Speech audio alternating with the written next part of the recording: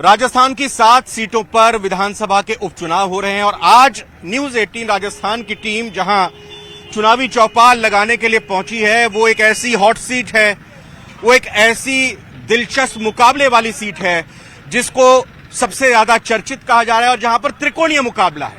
BJP और कांग्रेस तो यहां मुकाबले में है ही है, लेकिन इसके अलावा बीजेपी और कांग्रेस के साथ साथ कांग्रेस में रह चुके और फिर निकाले गए प्रत्याशी निर्दलीय तौर पर अपना नामांकन वापस नहीं लिया और युवा के तौर पर यहां पर अपनी बात को वो रख रहे हैं। और कुल मिलाकर यहां लोगों की नब्ज टटोलने के लिए न्यूज 18 राजस्थान की टीम पहुंची है। ये उनियारा का बस स्टैंड पीछे है जो खुद अपने होने का सबूत दे रहा है, गवाही दे रहा है, और दूसरी तरफ इसके आगे यहां सब्जी मंडी है और सब्जियों के भाव, सब्जियों की बिक्री तो बढ़िया चल रही है। चाचा, अब ये बताओ मेरे को आप कि इस वक्त किस नेता की चर्चा चल रही है, किस मुद्दे की चर्चा चल रही है चुनाव में उनियारा में? उनियारा में तो साहब मोदी जी की चल रही है, राजेंद्र जी जीतेंगे 100। मोदी जी? राजेंद्र जी तो मोदी जी थोड़ी है चुनाव में। नहीं, राजेंद्र जी, मोदी जी अगला से ना। हाँ, राजेंद्र गुर्जर हैं बीजेपी से और कांग्रेस से हैं केसी मीणा और नरेश मीणा भी हैं निर्दलीय प्रत्याशी और भी हैं। तो क्यों राजेंद्र गुर्जर क्यों? अच्छा आदमी है, हमारा नागरिक आदमी है। क्या समस्या रहती है आप लोगों की? अब समस्या तो चलती है साहब, खाद भी नहीं मिल रहा है। खाद नहीं मिल रहा है? हाँ, ये यूरिया खाद नहीं देते लोग। क्यों? अब ये क्या पता है क्यों नहीं देते। अब 10-20 कट्टा के लिए भी उग जाते हैं ना। अच्छा। खाल भी आए थे, यही समस्या तो, और समस्या तो सब। किसका जोर है, क्या शोर है? अभी कुछ नहीं कहा जा सकता, देखो क्या होता है, किसकी बताते हैं अभी। बीजेपी, कांग्रेस या कोई और? देखो क्या होता है, अभी कुछ नहीं कहा सकता। ये जो चुप्पा वोटर होता है ना, ये जो खुलकर कुछ नहीं बोलता है, ये बड़ी अच्छी बात है, बहुत अच्छी बात है। ये बड़ी अच्छी बात है। ये देवली उनियारा के भी लोग हैं और जाहिर तौर पर वोटर के मन की था लेना इतना आसान नहीं होता। यहाँ पे कुछ लोग मौजूद हैं, इकट्ठा है, कुछ चर्चा चल रही है। आइए इनसे भी बातचीत करते हैं। क्या माहौल है देवली उनियारा में? शानदार माहौल है। भारत माता की जय, नरेंद्र मोदी जिंदाबाद, भारतीय जनता पार्टी जिंदाबाद, भारतीय जनता पार्टी जिंदाबाद, नरेश मीणा जिंदाबाद, नरेश मीणा की वो तो कांग्रेस में थे और कांग्रेस में टिकट नहीं मिला, वो फिर चुनाव लड़ लिए निर्दलीय। उधर जो है छबड़ा में चुनाव लड़के आ गए। अब सुनिए भाई, सुनिए। नरेश मीणा इसलिए क्योंकि वो संघर्षशील है, हमारे हक अधिकारों के लिए लड़ता है और हमें पूरी उम्मीद है कि जो क्षेत्र, जो देवली उनियारा की जनता है, देवली उनियारा का जो क्षेत्र जो इतने वर्षों से पीड़ित है, शोषित है, यहाँ कोई विकास नहीं हुआ है, नरेश मीणा यहाँ पर आएगा। युवा उसमें देख रहे हैं, एक उम्मीद की किरण देख रहे हैं। इस कारण सभी युवा, सभी सर्व समाज के लोग नरेश मीणा को चाहते हैं और नरेश मीणा, हम कहना चाहते हैं, निर्दलीय तौर पे 20,000 से ज्यादा वोटों से चुनाव जीत के जा रहे हैं। ये हम कह रहे हैं। 7 सीटों में से 7 सीटें भारतीय जनता पार्टी ऐतिहासिक मतों से विजय होगी। कोई आदमी कोई शर्त लगाना चाह रहा है तो खुले मन से हमारे सामने आ सकता है। हमारी ऐतिहासिक विजय होगी यहाँ पे। तो युवा एक बड़ी फोर्स है, बड़ा फैक्टर है यहाँ पर। सभी युवाओं ने मन बना लिया है। युवा विकास को चाहते हैं, रोजगार चाहते हैं, तो रोजगार तभी मिल पाएगा तब हम यहाँ से भारतीय जनता पार्टी का प्रत्याशी विजय होगा। युवा क्या सोच रहा है? सर, युवा ये सोच रहा है, युवा देवली उनियारा में ये सोच रहा है कि ये युवाओं की शक्ति जो चली है ना इतने दिनों से, इस युवाओं की शक्ति ने देवली उनियारा में बीजेपी और कांग्रेस सबको हिला दिया। इनको 40-40 एमएलए, उप मुख्यमंत्री रोड पे घूम रहे, 30 गाँव में उप मुख्यमंत्री घूम रहा है। क्यों घूम रहा है? एक नरेश मीणा में एक ऐसी शक्ति कुछ तो उस बंदे ने पाया है ना, जो इतनी शक्ति, इतनी फौज। एक नरेश मीणा को हराने के लिए पूछो बीजेपी वालों से कितने एमएलए बुलाए, मोटरसाइकिल पे घूम रहे हैं यहाँ पर। क्या महिलाओं के मुद्दे हैं देवली उनियारा में इस बार के चुनाव में? देखिए, नारे लग रहे नरेंद्र मोदी जी के, कांग्रेस बीजेपी के। मैं धरातल पर गई हूँ, मैंने देखा है कि लोगों के कच्चे घर हैं, उनकी बहुत सारी शिकायत है। वो वोट दे देते हैं, फिर बूढ़े बड़े बोल रहे, फिर राम राम करने भी नहीं आते, पता नहीं कहाँ गायब हो जाते हैं। तो इस बार एक गरीबों का मसीहा आया यहाँ पे इनकी आवाज को सुनने के लिए। कौन? नरेश मीणा। आप ये कह रहे हैं कि सिर्फ कांग्रेस का ही प्रत्याशी है जो यहाँ का स्थानीय है, बाकी सब बाहरी हैं। तो ये एक मुद्दा है यहाँ पे। हमारा 70 साल ये मुद्दा था, स्थानीय को टिकट मिले, स्थानीय को मिले। तो पहली बार स्थानीय को टिकट मिला है तो स्थानीय की जीत। देवली उनियारा पिछड़ा हुआ क्षेत्र है और यहाँ खाद की समस्या किसानों के लिए हमारा गांव नोंदपुरा है, ग्राम पंचायत बिलासपुर में आता है। वहाँ अभी भी रोड नहीं है 70 साल से। तो हम यही चाहेंगे कि नरेश मीणा यहाँ से विजय बने, अच्छे मतों से जीते और कांग्रेस बीजेपी यहाँ से बुरी हारे। नरेश मीणा को छबड़ा की जनता ने भगा दिया, नरेश मीणा को कांग्रेस ने भगा दिया। यहाँ आकर भोले भाले युवकों को गुमराह किया जा रहा है। भारतीय जनता पार्टी ने जो टिकट दिया है एक जनसेवक के रूप में राजेंद्र जी गुर्जर को टिकट दिया है। पूरे सर्वे के आधार पर देवली उनियारा की यही मांग थी कि राजेंद्र गुर्जर को टिकट दिया जाए और राजेंद्र गुर्जर को पार्टी ने टिकट देकर हमें ये सीट जितवा दी। ये दादा जरा इधर आइए, आपकी मूंछ बड़ी शानदार है, क्या बात है, क्या बात है। जरा मूंछों पे एक बार ताव देकर दिखाइए, जरा ताव देकर दिखाइए दादा। यार दिखाओ बड़े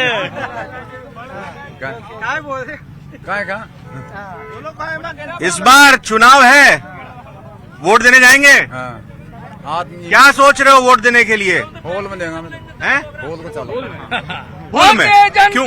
एक मिनट, क्यों जीतेगा अभिषणी, क्यों जीतेगा? काम बढ़िया कर रहे हैं। शिक्षा का क्या हाल है?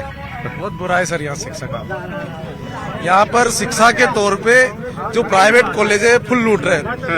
जो बीएड कॉलेज है सबका इन्हें गोरख धंधा बना रखा है। यहाँ एक यहाँ एमपी कॉलेज है उसका भी यही हाल है। हॉस्पिटल हो या शिक्षा हो या राजनीति का कोई सा भी बड़ा नेता हो, इस क्षेत्र का आज तक किसी ऐसे नेता ने विकास कोई नहीं कराया। तो वोट तो देना होगा ना इस बार? वोट तो देना होगा, वोट देंगे। क्या सोच के देंगे?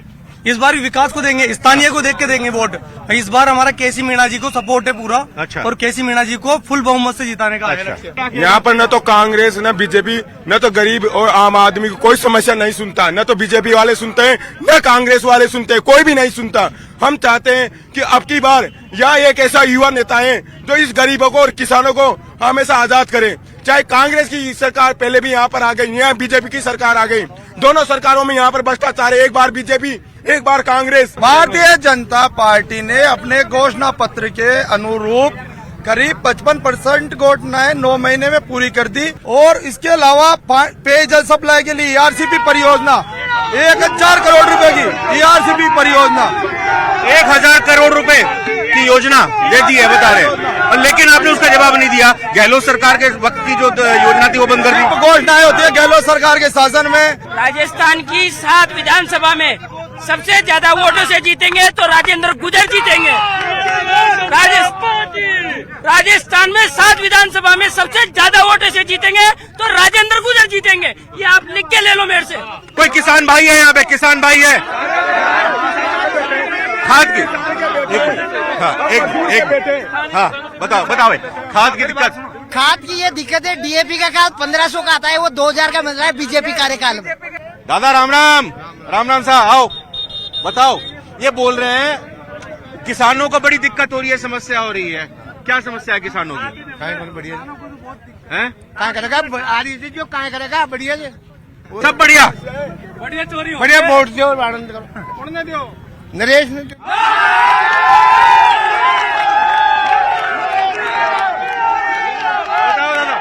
7 किलोमीटर दूर चाय पीने उनियारा आ रहे हो।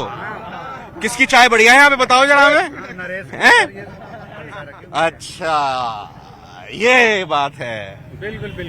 तो ये बताओ कौन जीत रहा है इस बार? अब देखो सर जीत हम तो कौन जीतो वो वोट दोगे? वोट दोगे? नरेश ने देगा। कहाँ के रहने वाले हो? सर यही देवली उनियारा ककोड़ के। तो क्या माहौल है चुनाव का? सर माहौल तो सभी का है।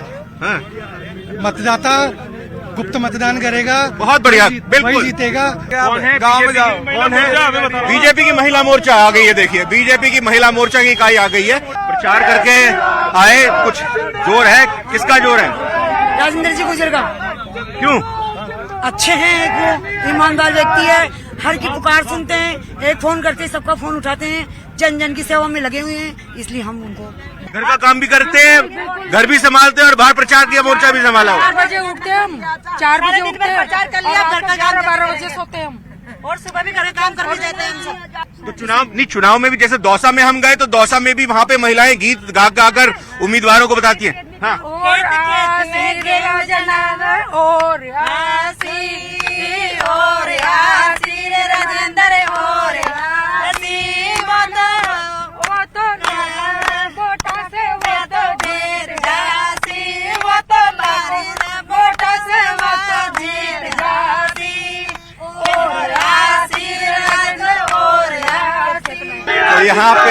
पूरा रंग जमा हुआ है चुनाव का।